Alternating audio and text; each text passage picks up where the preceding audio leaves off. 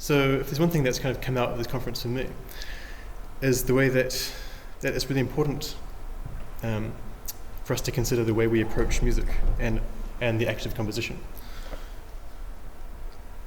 This is not only to be critically aware of what we do, but also to engage meaningfully in a way that is, I guess, politically, ethically, or ecologically responsible, I think.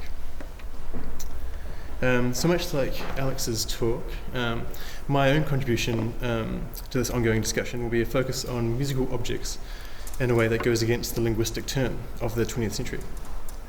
The research I undertook as part of my master's degree at the New Zealand School of Music was focused on reconciling the idea of the musical object with object-oriented ontology, a relatively new field in continental philosophy.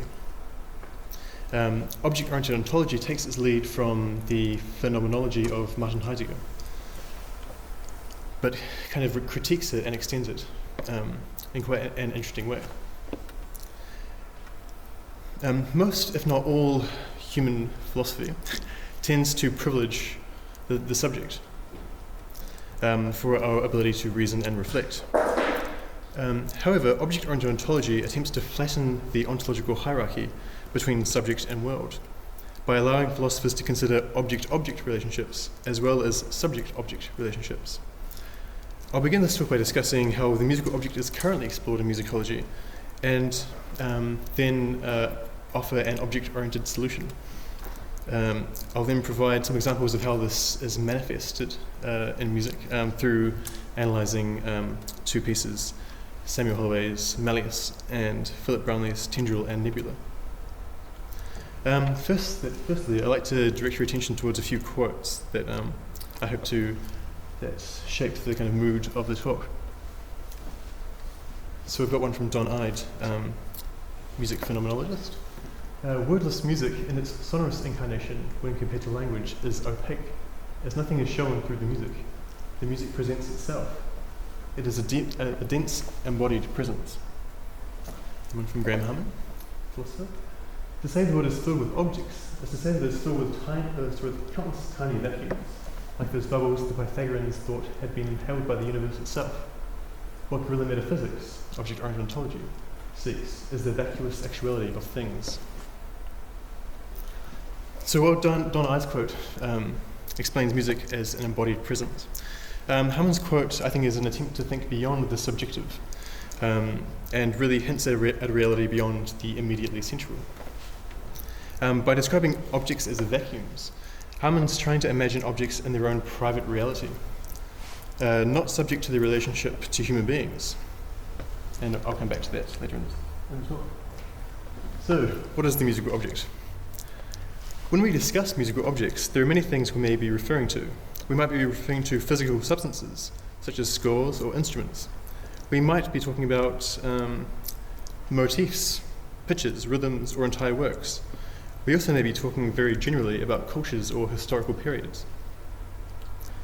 What I want to argue is that while these terms are all easily conceived of as objects, they all have aspects to them that are beyond accessibility for human beings.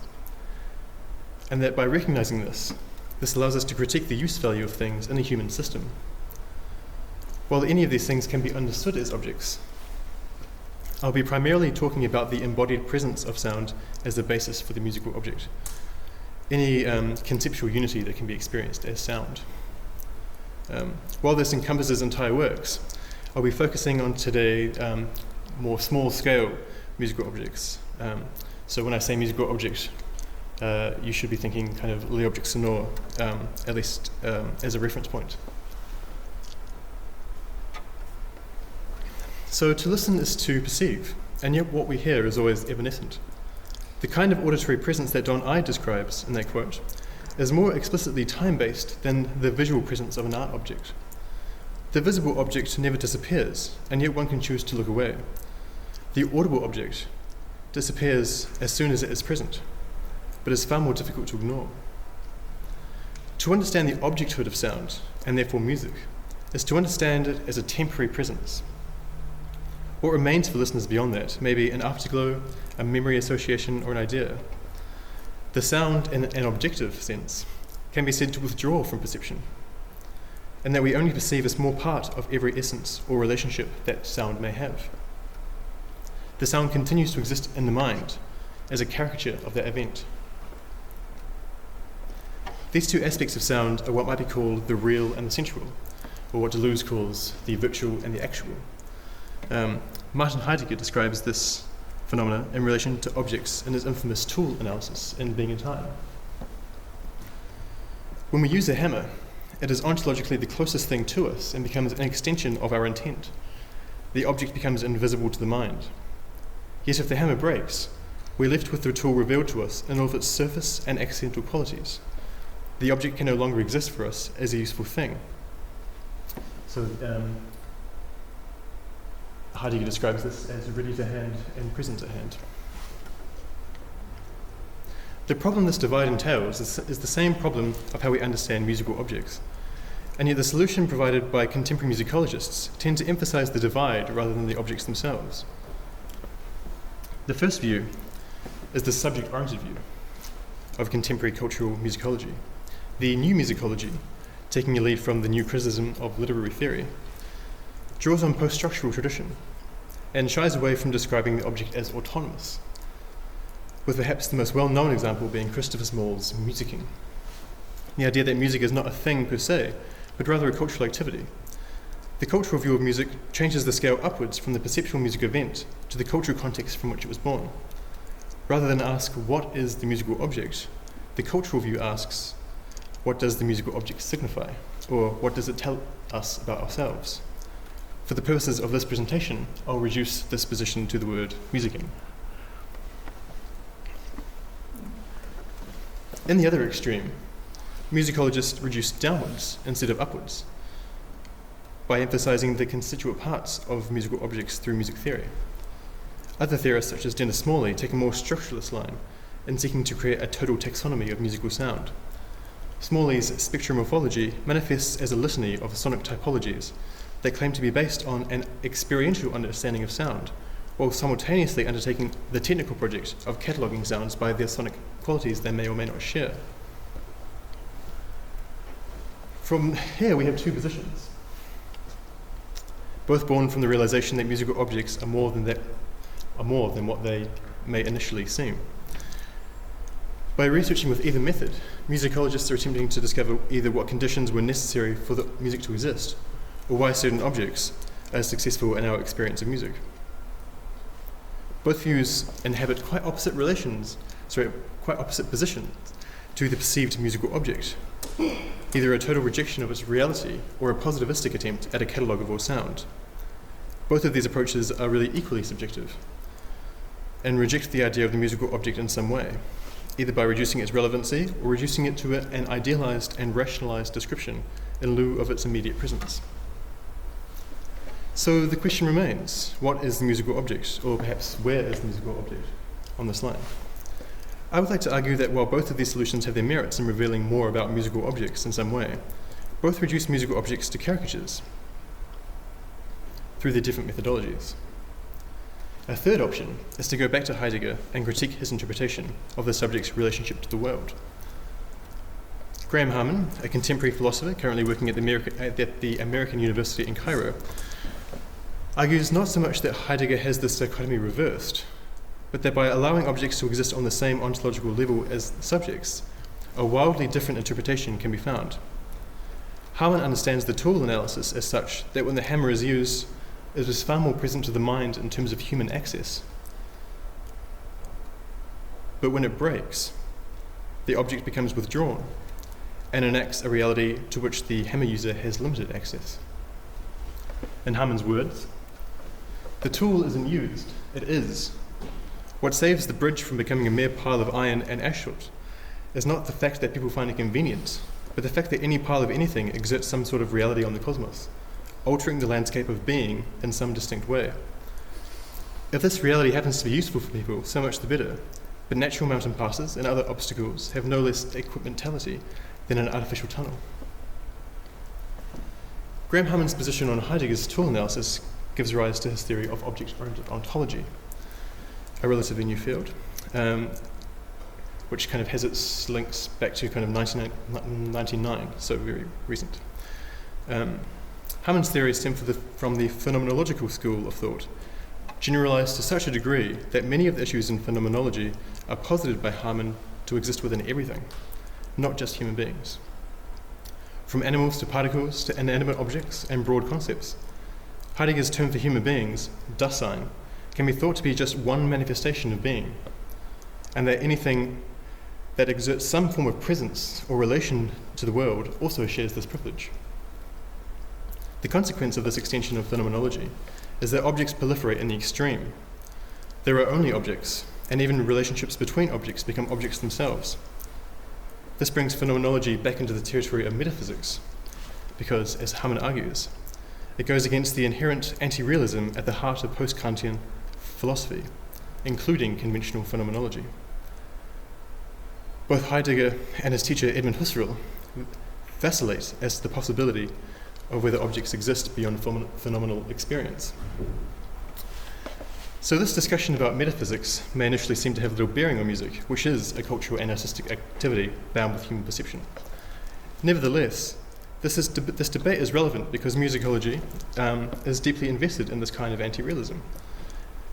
The problem, called the principle of correlation, or the human word correlate by Quentin Miller-Sue, is that one cannot think about the world without considering the structure of thought itself. In the extreme view, nothing exists without a human to witness and interpret it. Phenomenological approaches in music, such as Schaeffer's Les Objets Sonores and Don Ide's musical phenomenology, equally rely on this kind of hermeneutics. Despite Schaeffer's interest in the musical object, he sees it as a tool to learn more about the self rather than the music. In Schaeffer's words, "The age of mechanism, denounced wrongly by the Pharisees of spiritualism, is the age of the most inordinate human sensibility. It is not solely a question for machines for making, but of machines for feeling, which give rise to modern man's tireless touch, ears, and eyes. Machines that he can expect to give him to see, to hear, to touch what his eyes could never have shown him. His ears could have never made him hear, to touch what his hands could have never let him touch. As this enormous puzzle, which knowledge of the exterior world is, composes itself, strengthens itself, verifies itself, and finally sets into shape, man recognizes himself in it. He finds it in the reflection of his own chemistry, his own mechanisms. Object-oriented ontology is radical because it flattens the hermeneutic hierarchy between subject and object, by acknowledging the existence of objects beyond the limitations of a human understanding of the world. The development offered by an object-oriented musicology is that the world is not considered only as a product of culture or of a theoretical system of organization, but rather as a force upon the world. This allows us to think about the objecthood of musical works and their relationship to the world and other objects. This is not a way out of our subjectivity, but rather a recognition that objects themselves are engaged in their own kind of hermeneutics, which is neither logocentric nor lingual in nature, and that human beings are part of a larger system in which objects determine us as much as we do them. I'm not suggesting that musical objects are conscious or aware of any kind, but that their presence in the world goes beyond our aesthetic appreciation of them, and that we do not have total access to these objects. So, Hammond's metaphysical system is based on four aspects of the object. The real object, the object we can never experience. The sensual object, the object we can encounter in sensual experience. Real qualities, the qualities we have access to through intellectual scrutiny and analysis. And sensual qualities, the different qualities that we can perceive of the sensual object. And those qualities may or may not be essential to that object. He then links these features together to create his metaphysical framework. These aspects are represented in what Hammond calls the fourfold. The four primary links, numbered 1 to 4, can be described as eidos, space. First is essence, then space, eidos, and time. So we can see that these things are products between object relationships rather than a pre-existing plane. While some of these terms are quite easily applied to music, others require greater analytical work. As a metaphysical model, Hammond's theory allows one to locate musical objects at any level of experience, whether a single pitch isolated within a melody, a texture, a movement of a symphonic work, an entire musical work, or even the broad concept of equal temperament. No single level of the work is more important than any other level. As such, the fourfold can serve as a powerful analytic tool in describing musical objects. So to see how this manifests, I'll show you. So in Philip Brownlee's Tendril and Nebula, the title itself evokes a kind of tension between the infinite vast space of nebula and the infinitesimal space of the tendril climbing plants. Small-scale rhythms sprawl throughout the piece. This might look like a tension between two real qualities of the work, as they can be understood to be theoretically significant, but rather might be, they can be understood to be of theoretical significance, but not the real focus of the work. If they were, we would not be listening to a musical work, but rather might be looking at a formal diagram. To shorthand this connection as RQ, RQ, we can understand the relationship as a tension between two real but withdrawn forces at work. If we understand these forces as individual objects, they can become unified by the music.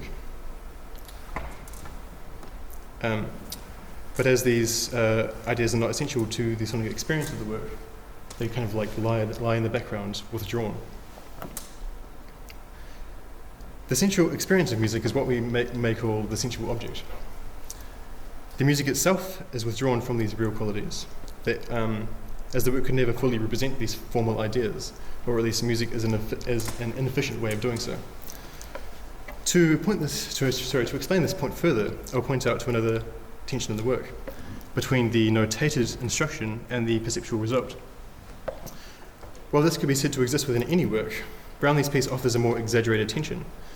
Placing this tension in the fourfold might look like an RQ-SO relationship between the real notated sound and the sensual object that actually sounds. This tension is really the starting point for most music theory. We hear an object such as a chord or a line, and so we analyse the score to reason what is responsible. However, here, what we have is essentially a physical instruction, whose relationship to the sonic result is strictly prescriptive, and does not account for the object as part of any structural hierarchy within the piece. Both the notation and the sound itself are withdrawn from each other, as neither can be fully accounted for by each other. The objects relate to each other only through this one aspect. The sound cannot be reduced to the notation, and the notation cannot be reduced to the sound. And likewise, the withdrawn real object, the actual physical process that happens as the sound is created, is totally withdrawn to human perception. So we have this section, and we have the sound.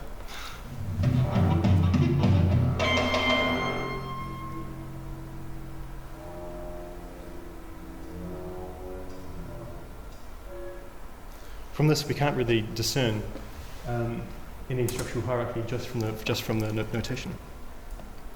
My second example is Samuel Holloway's Malleus for 3 clarinets. This work can be mapped across the fourfold in a number of ways. Firstly, there is a tension between 3 voices and a third tone difference, which also manifests as what I think is an RQ-SO relationship.